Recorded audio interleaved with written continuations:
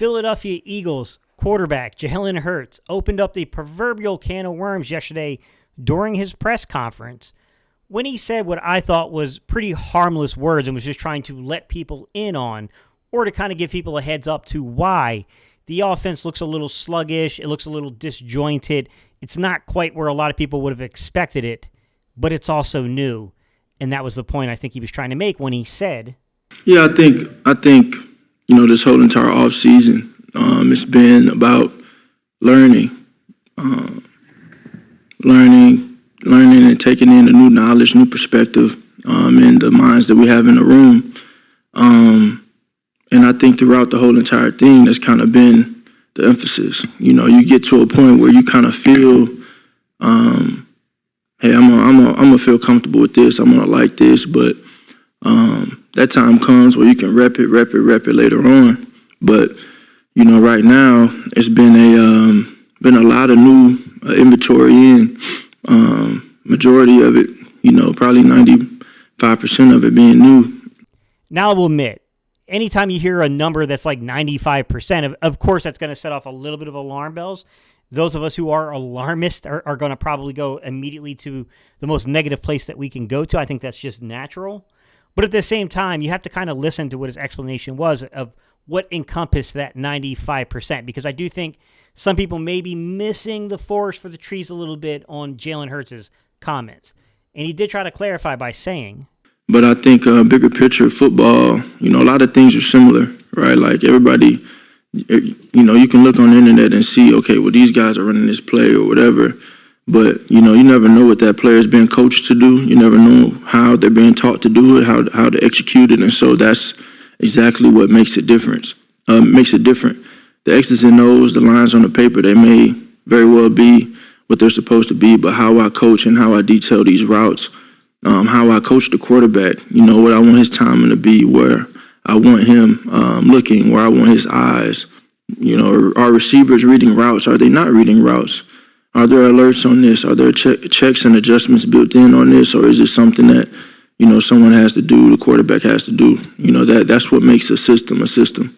And that's the heart of today's discussion, is to talk about those little nuanced things that Jalen Hurts was kind of pointing out to everybody, right? When you talk about installing a new offense, it's not necessarily the route combinations, right? The route tree is the route tree.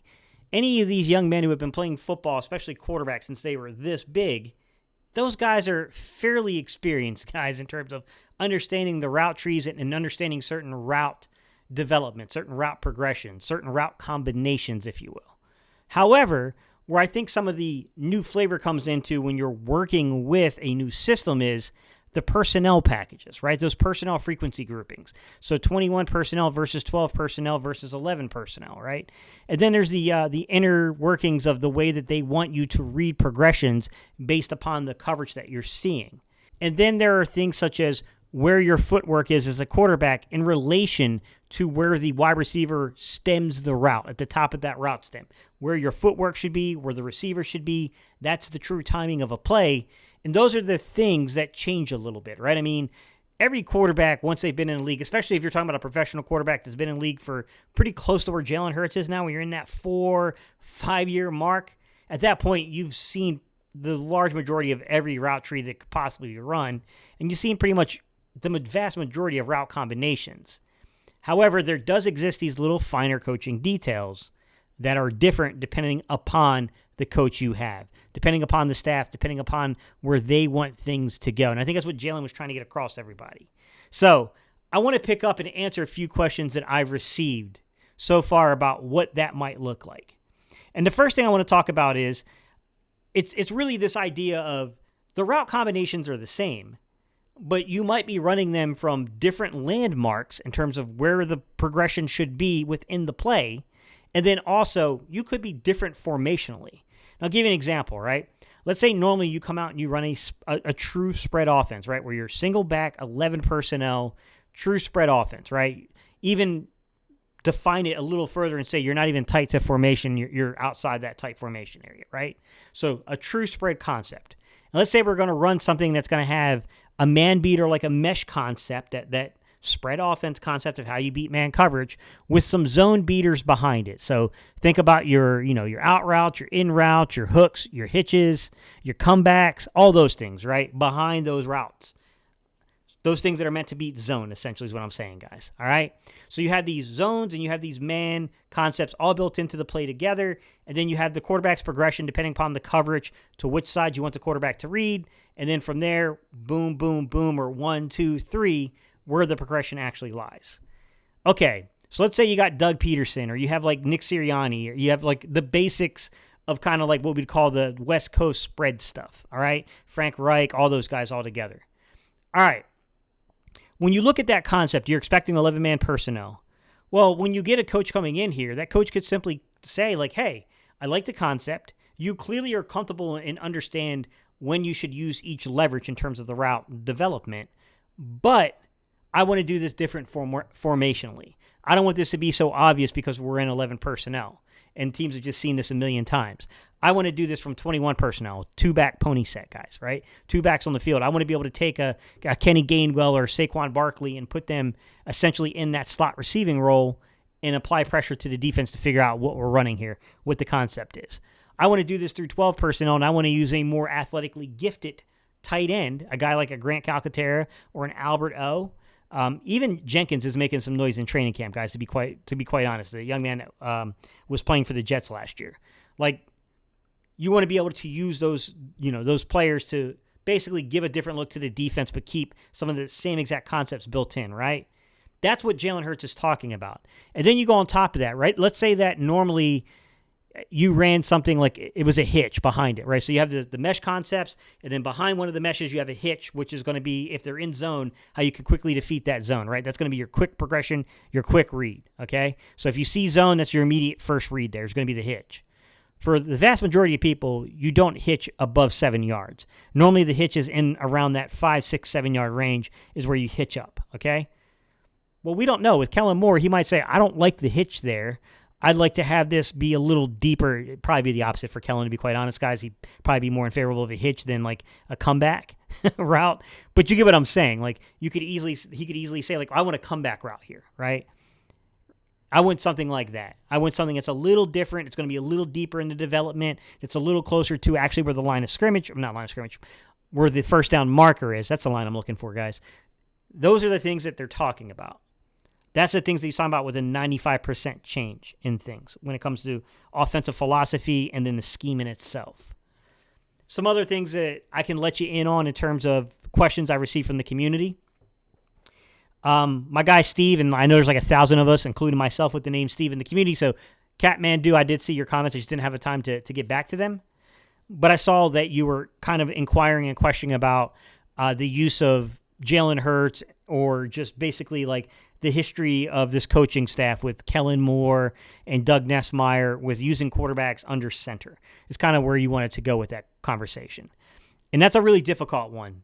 I'm going to take a wild guess, Catmandu or Steve. I'm going to take a wild guess that you're either an elder statesman who might be a little older than me, or we're pretty close in age, because I think you remember the game in the same way that I remember the game. But I'm going to be honest with you. It's changed, man. It's nobody in the league really runs a lot of under center stuff anymore. You don't get under center dominance anymore, is what I should say. It's how I should state it. There's very rare occurrences where you're going to get quarterbacks who are under center more than they're in shotgun. It's very, very rare in today's game. And I'll give you a point to illustrate this, right? If we were to talk about guys who run a lot of under center concept stuff, right, we're probably going to go to Kyle Shanahan. He's one of the golden boys when we think about that, right? If you go all the way back to his time in the Houston Texans, you talk about 2008, 2009, he's there with the Houston Texans. He's got Matt Schaub as his quarterback. Matt Schaub is there, right? So Matt Schaub, on the 2008 season, had 317 snaps under center and 63 snaps in terms of being in shotgun. Now I want you to fast forward, and now he's with the Washington Commanders, whatever their name is now, okay? And it's 2012, and he's got Robert Griffin III as his quarterback. Well, this time he's got Robert Griffin III under center 191 times, which is still pretty high. I mean, that's a really high usage. But he also has him 294 snaps in shotgun. So now you can see already the dominance has switched. That's a heck of a high amount of snaps there, guys. 191 snaps in the modern NFL would be a lot of snaps under center. Anything, in my opinion, above 100 snaps is relatively high. Anything around 150 or above is really high for the modern game. And to illustrate this point, so we went from center dominance to shotgun dominance, but still heavy, utilization in terms of being under center. So I want to take you to 2023 and talk about Brock Purdy. 89 snaps under center, 355 snaps in shotgun. And this is Kyle Shanahan. So you can see the evolution from center dominance, under center dominance, to shotgun dominance, but still heavy utilization of being under center, all the way out to the modern game, which was last season, to where he's not even under center 100 times anymore. So, I mean, this is heavy shotgun offense, even for Kyle Shanahan. Now, we'll say that since 2021, that's when the uptick happened for Kyle Shanahan, to where, he went away from still being relatively high under center to being like almost non-existent, really. Like, you're talking about under 100 snaps in 21, 22, and 23 from his quarterbacks in terms of like being under center. And that's just a really good illustration of the modern NFL game. And I'll give you another example here, which is, speaking of the Washington Commanders not doing anything with great offensive-minded coaches, Sean McVay. If you take a look at Sean McVay, you go back to his time where he was in Washington and he's there with Kirk Cousins. Kirk Cousins isn't under center that much for him, to be quite honest. Kirk Cousins didn't like it. Well, then you go to the St. Louis Rams and then the Los Angeles Rams while he was there, and now he has a different quarterback in Jared Goff. Pretty much every season he had Jared Goff, he was hovering right around 200. Sometimes it'd be like 190-ish something, guys, but like right around 200 or a little more than 200 snaps under center, which is heck of high. I mean, we're talking really, really high utilization in the modern NFL. But then he trades Jared Goff and he gets Matthew Stafford. He's still relatively high. I mean, he still will put Matthew Stafford under center. Still in the hundreds, in the low end of the hundreds, right? But it's shotgun dominance now. Like, just like with Kirk Cousins, with Matthew Stafford, he's shotgun dominant. It's just the way the modern NFL is. Now, I will give you this. There is something that you should probably know about the coaching tree when it comes to Doug Nussmeier and then, retroactively, I guess, Kellen Moore as well. All right. You got to go back to his time in Florida. So when he's in Florida, he comes underneath the tutelage of Jim McElwain. So Jim McElwain was the former offensive coordinator and quarterback coach. It's actually for Nick Saban at Alabama, but eventually he moves on to like Colorado or Colorado State is one of those Colorado schools, and ends up in Florida. Now, I will say that when he was with Saban, he was very much a pro-style, OC and kind of quarterback coach where he would put his guys under center. But just like every modern kind of coach, as the times went on and spread offenses became a little bit more prevalent, it just became undeniable. You had to go into the spread. Even he kind of altered. But what is really of note to know here is that, during this time period, so this is right before Brian Johnson and all those guys get to Florida, at this time, Jim McElwain, while he was there, his OC was Doug Nussmeier. Okay, so there's a background from this coaching staff in terms of using players under center. Even though they come from a spread concept, we went over that all the history yesterday, guys, of the spread offense and how it comes into the existence here with this current coaching staff. Well, it's also, there is some functionality to say, like, there's a history here with them being under center. Like, they do have a background in their coaching pedigree with that. And that really comes from, the time in Florida with essentially Jim McElwain and kind of how he handled the situation there. Best piece, the best I can show you here in terms of like fundamentally is go back and look at the early Dak Prescott times.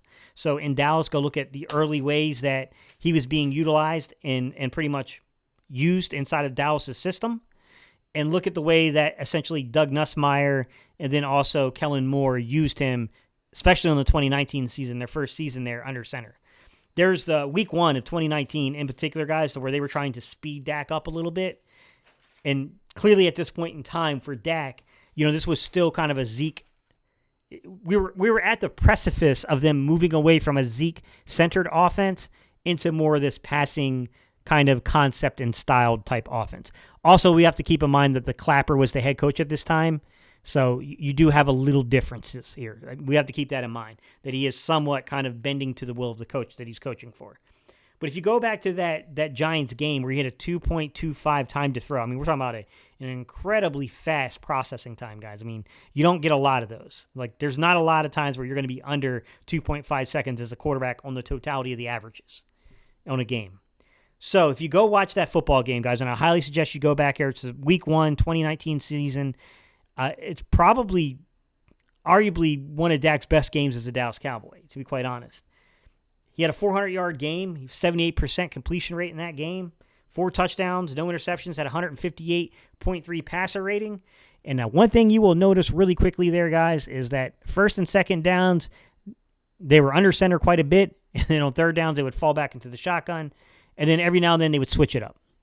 They would switch it up every now and then. You'd see them switch the tempo up a little bit. So then they would be, on first and second downs, they'd be in shotgun every, like third series or so. And then on third down, they'd be under center here and there, depending on situationally what was called for. Third and short, stuff like that, you'd be under center. So, I mean, depends on the comfort level of the quarterback. It depends on the background of the coaching staff. And then it also really and honestly just depends about situational football stuff. The more third and short situations you have, guys, I mean, the more likely that you're going to have an uptick in your quarterback being under center. But I will caution, as much as they play Dak under center, when you go look at Justin Herbert wasn't under center that much for them last year. And that's where I'm a little hesitant to, be overly aggressive in this evaluation to say, this is going to, we're going to be under center a whole lot. Because simply put, when I look at what they did with Justin Herbert, he had 399 snaps in the shotgun to only 57 snaps under center. Some of that had to do with situational football, guys, to be quite honest about it. But you can also go to Doug Nussmeier and see his early days to see, it was past just what he did at Florida, not that long ago. But if you go way back to the mid-2000s when he was coaching for the Rams as the quarterback coach, and you look at what he did with, Mark Bulger, when Mark Bulger was the quarterback there, he had 242 snaps from the shotgun, and then he had 346 snaps under center. So, yes, there is a pedigree here. I don't know that I can go on the record and say that I feel like this is going to be one of those big philosophical changes that Jalen Hurts is talking about within the framework of that 95%. I don't know, guys, until it gets put out there on the field and we have tape of it. I would say that the better the situations are, the better we establish ourselves for situational football, the uptick would occur for Jalen Hurts being under center that way. Simply put, if you're grinding out games late in the fourth quarter, there's a lot of run concepts. I mean, there's a reason to suspect that you're going to see a little bit of an uptick. They're still going to run out of shotgun, but you'd see a little bit of an uptick probably with Jalen Hurts getting under center in that situation, right? The more third and short you can create, of course. You know what I mean? Those things I think come into play, guys. So basically, we'll have to see. All right, y'all. I appreciate y'all's time and attention. If you guys want me to break down and you want to see more of the actual schematic nuts and bolts of what's going on with Kellen Moore's scheme, I would take a look at the video I made yesterday, guys. It's right there if you missed it, because that's going to go over a lot of the tape work, a lot of the advanced analytics, and it's going to give you a walkthrough of the actual history of this staff and their spread concepts. All right, y'all. Peace. I'm out of here.